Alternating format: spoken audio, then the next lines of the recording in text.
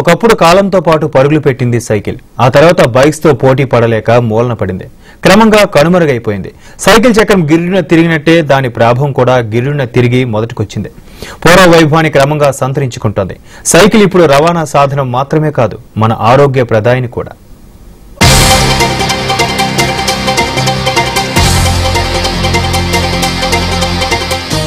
ఒకనాటి రవాణా సాధనం, దూరాన్ని చెరిపేసిన 2 చక్రాల వాహనం, కాలంతో పోటీ పడలేక అలసిపోయిన సైకిల్. నేడు కొత్త హంగులు, రోడ్లపై రయ్యని పరుగులు.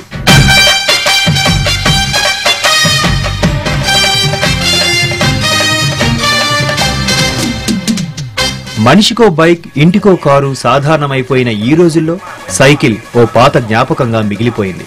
తల చుట్టూ తిరిగిన చివరకు చెయ్యి నోటి దగ్గరకు రావాల్సిందే. సైకిల్ విషయంలోనూ అదే జరిగింది. పెరిగిన పెట్రోల్ ధరలు, పొల్యూషన్, శారీరక వ్యాయామం లేకపోవడం సైకిల్ ప్రాధాన్యాన్ని క్రమంగా పెంచుతోంది. అందుకే ట్రింగ్ ట్రింగ్ అంటూ సైకిల్ మళ్లీ రోడ్లపై దూసుకుపోతోంది.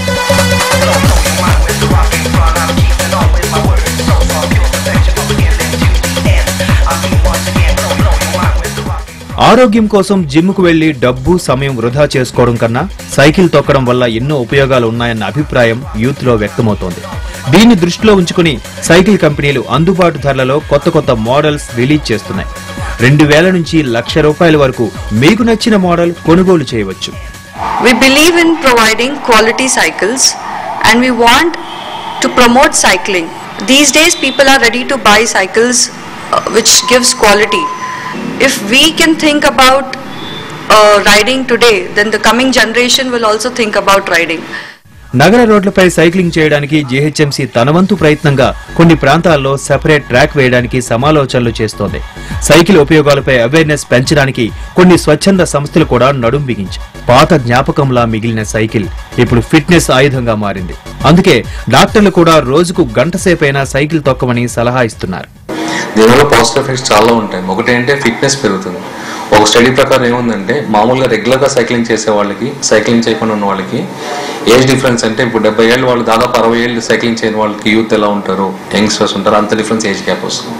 విదేశీయులకు కొత్త కార్లపై ఎంత మోజో సైకిళ్లపై కూడా అంతే మోజు. అక్కడి ప్రభుత్వాలు కూడా సైక్లింగ్ కోసం ప్రత్యేక ట్రాక్లు నిర్మిస్తున్నాయంటే సైకిళ్ల ప్రాధాన్యం ఏ స్థాయిలో పెరుగుతుందో అర్థం చేసుకోవచ్చు. టార్గెట్ రీచ్ అవ్వాలంటే స్పీడ్ మాత్రమే చాలదు, ఫిట్నెస్ కూడా అవసరం. అందుకే cycling is health, health is wealth. ఈ కాంక్రీట్ జంగిల్లో మనిషి చాలా బిజీ అయిపోతున్నాడు. ఈ నేపథ్యంలో మనిషికి కనీసం విశ్రాంతి కాదు కదా, రోజు కనీసం వ్యాయామం చేయాల్సిన సంగతి కూడా మర్చిపోతున్నాడు, పెడచెవిన పెడుతున్నారు. మార్నింగ్ వాకింగ్ కూడా అవాయిడ్ చేసి సైక్లింగ్ కే చాలా మంది ప్రిఫర్ చేస్తున్నారు. మీరు కూడా సైక్లింగ్ పై దృష్టి పెట్టండి, పొల్యూషన్ కి మీ వంతు సాయం చేయండి. కెమెరా పర్సన్ కొత్త గోపాల్తో జగదేవ్, Zee24 గంటలు. ఇప్పుడు షార్ట్ బ్రేక్ తర్వాత మరిన్ని అప్డేట్స్. Zee24 గంటలు, యువర్ చాయిస్, your voice.